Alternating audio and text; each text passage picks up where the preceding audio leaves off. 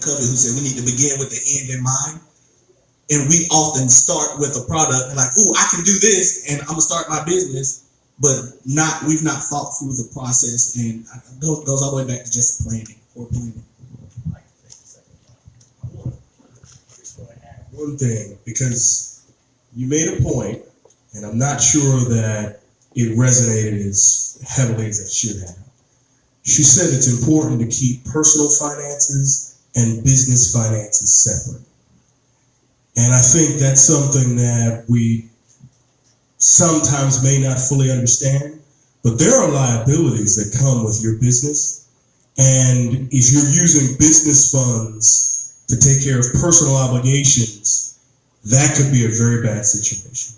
Also, she said, you want to make sure that when you get your profits, you reinvest that into your business. At least 2 years. I would say that from day one, you should maintain, I'm going to take 20% of my profits and maintain it in retained earnings. Why? Because you're going to have capital improvements. How do you fund that? Do you go to the bank every time you want to do that? They'll look at your balance sheet and say, well, I see that you've earned this, and these are the assets you have. What are you going to use as collateral for this new loan? And so these are some of the things I think oftentimes cause good businesses not to perform as well as they should. It's just understanding the finance piece of it. So you're right. Having a business is more than just an idea. It's these other things. And then I will say this. If you're not strong in an area, that's fine. There are resources available to help you with that. Two of them are right here.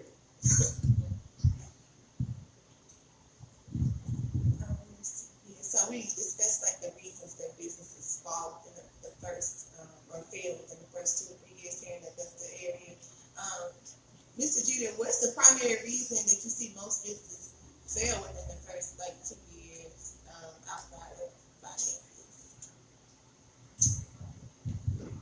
And I think it just goes back to what we've been saying: proper planning, understanding your market. So when you look at and do a market analysis, if your business that you're trying to open up is somewhere in the 15th percentile, it's most likely not going to be successful. You can stretch it out to 5 years. If it's a cumulative, still 25 to 30%, it's not going to be successful. You have to find where that particular business is most profitable and valuable. Because just in case you have a great idea, not everyone likes the idea or even needs the idea. So you have to make sure that it's something of a necessity, first of all, something that you can sustain. You spoke about sustainability. And two, make sure your finances are in order once again. I mean, I don't have another way to say it, but if your finances aren't in order, there's no way to have sustainability at all. Because at the end of the day, you're just going to basically spend everything that you have to even keep it up. And then next thing you know, someone with a little bit more capital will come in and swoop your idea up and open it up a little better for, make it more successful. They're going to throw their little spin on it, but they're going to take your idea and run with it because you just couldn't maintain it. So, going back to what, our panel is saying as well, use your resources. Use your resources. Don't think that your idea cannot be assisted by other resources to help you outgrow that particular idea. Make sure your plan is laser tight, because there are going to be questions asked to you, to where if you can't answer that question, you have not finished your research. And we're going to tell you to go back and do a little bit more research because you can't answer this 1 or 2 questions. So what are the strongest or most appealing industries that the Fifth Third has more appetite? So, of course, manufacturers, distributors, business professionals, specialties,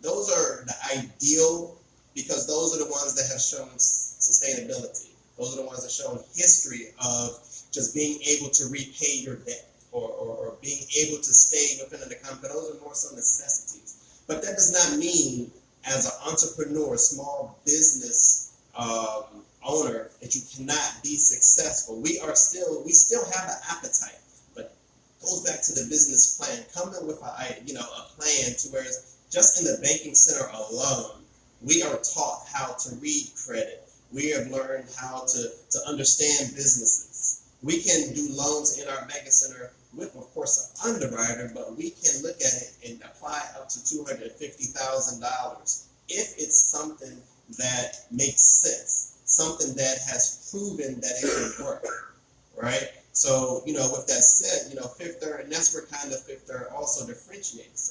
The bankers we are taught, and they are taught to read certain things and ask you certain questions. So, that's more the case than not, is the way that I would.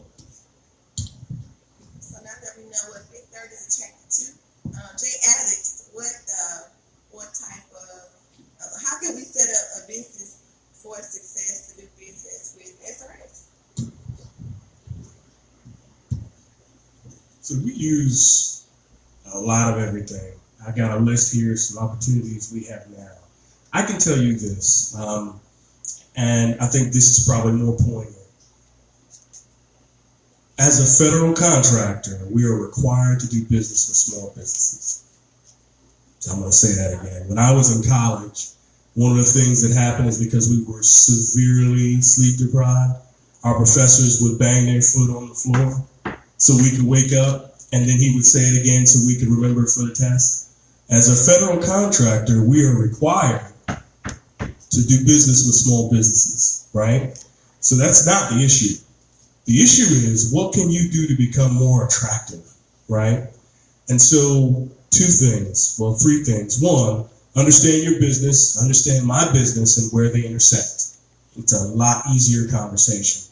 Two, take advantage of your resources. One of the things we haven't talked about is there are minority supplier development councils.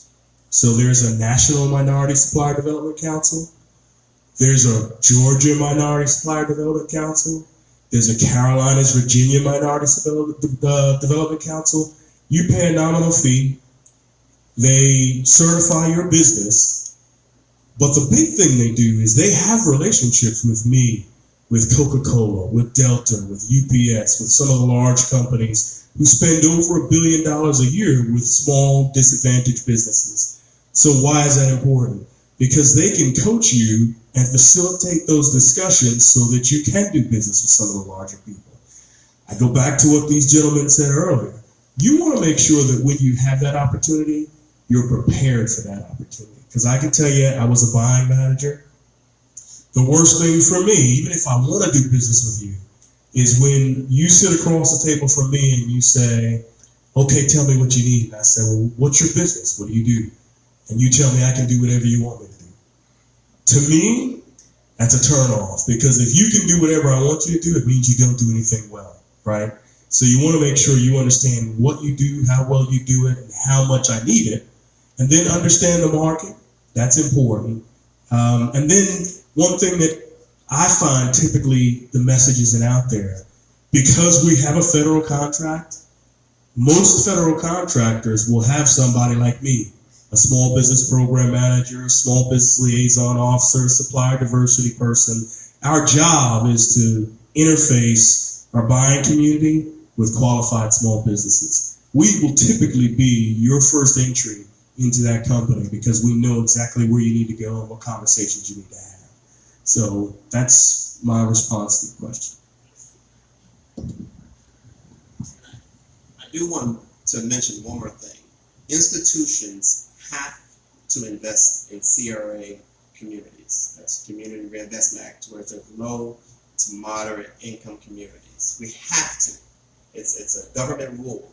We give Fifth Third gives billions of dollars a year just in the CRA communities. So it's not all about the glitz and the glamour companies out here that we're only lending to and trying to build. We are mandatorily given to these communities. So even if you open a business in these particular communities, there's a possibility. If you're trying to buy a home in these communities, there's a possibility. So don't think you have to be a millionaire or very wealthy to actually get loans or lending or funding. Do your research about CRA. See what banks are actually really committed in that particular program. I'll talk to them. Yeah, so not sure, if CRE is what you know, but there are businesses that are considered hub zone, highly underutilized business zones. And it just means they're rural or they're urban, right? And typically you won't have the economic investment in those areas. There's a program established by the government that says if you've got at least 35% of your employees that work in that area and it's in a certain zip code, that you have an opportunity to be awarded contracts that are just competed amongst those types of businesses. So there are opportunities to this point. Do your research to understand what they are and how you qualify for them. You could be in a hub zone now and not know it. So I could talk to you more about it later. Kelly, I got some questions from the audience. Okay. So one is, I recently started, and this is for the whole panel, or anyone who wants to answer. I recently started an investment club with other ladies, 620 or above credit score for each member. We need to become more knowledgeable about stocks in order to invest aggressively in.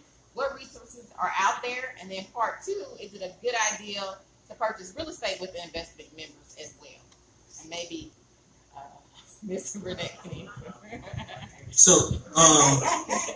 I do want to say, because I know this is being filmed, this is not investment advice. We have to see your full picture to give you personal investment advice. But I think with investment clubs, the most important thing about investment clubs is that you guys are all on the same page and that everything is in writing. I don't have to trust you if we wrote it down. Everything is in writing and that everything is legal and that you partner with a bank. Somebody's not holding the money in their purse or in their closet. Like you have a full bank account. You've done through all the legal stuff to set everything up the correct way. Learning about, there's a gazillion places you can look to learn about stocks and bonds and mutual funds, all that kind of stuff. I'll make sure I give you my email. We have a full document that we send out every morning. Literally, if you want that much stuff, we send out about a 20-page paper every morning about what's going on in the market. It will overwhelm you. But there's some basic white paper stuff that is available that talks about the basic entry levels of stocks and bonds and stuff like that. As far as the real estate question is concerned, real estate is a great investment. All investment has a certain level of risk to it. And I tell people, invest in what you know or what you have understanding and peace about. Okay, so as you guys are deciding and deciphering which route to go in, it may be worthwhile to sit down. We do webinars and stuff all the time. They're no cost, none of that stuff. So if you guys have a group and you can sit in front of a computer for 45 minutes, I'll walk you through some stock stuff. I'll walk you through, the information is out there. You can Google, you can YouTube. There's also horrible information out there. That's why I tell people to stay away from that type of stuff. But just sit down with somebody and understand what your end goal is. What do you guys want out of this? Because I heard the word aggressive, and I always get nervous when I hear that word, because typically what ends up happening is that 6 months from now, I'm hearing a horror story of how y'all lost all your money in some type of cool idea that somebody pitched to you. Understand how the market works. Like 20, 30, 40% annual returns all the time. That's not normal. That's not how this thing works. And so set real clear objectives for your investment club as well, just like you would for yourself. And don't think that this is a let's get rich overnight type deal. And if that's what it is, you're all going to be disappointed. And just on the real estate real quick before you answer it, we do have Denise McCoy, who is a real estate agent and broker in that building. So she's a member, one of our great members of my JVC. So you can reach out to her too for more information. She holds classes as well for real estate. And just to piggyback, I'm just going to say, just know your tolerance level. Know your tolerance level, because as he mentioned, you can mention the word aggressive or no, I want to make 20%, but you're going to pull out when it makes 5% or less or nothing. And you're going to get over anxious. You're going to think that it's not working. So your tolerance level matters. You know, you don't have to think about aggressive, but you have to also think about what you're putting in there, the age you are, and when you're looking to pull it back out. Right? So, you know, that all matters with, you know, what he's saying. You really have to do your research, because if you're of age to where you're close to retirement, how aggressive are you really supposed to be? You're not. not supposed to be aggressive at all. So think about it. Just know your tolerance level when it comes to that, because it can be scary, and you eventually will lose money because you pulled out so fast that now there's penalties and everything else, to whereas you didn't do your research as far as what you were looking to accomplish. And going back to what he was saying as far as an investment club, get notaries, make that paperwork legalized, because it is very easy for someone to pull out, and now you're starting to make up that difference.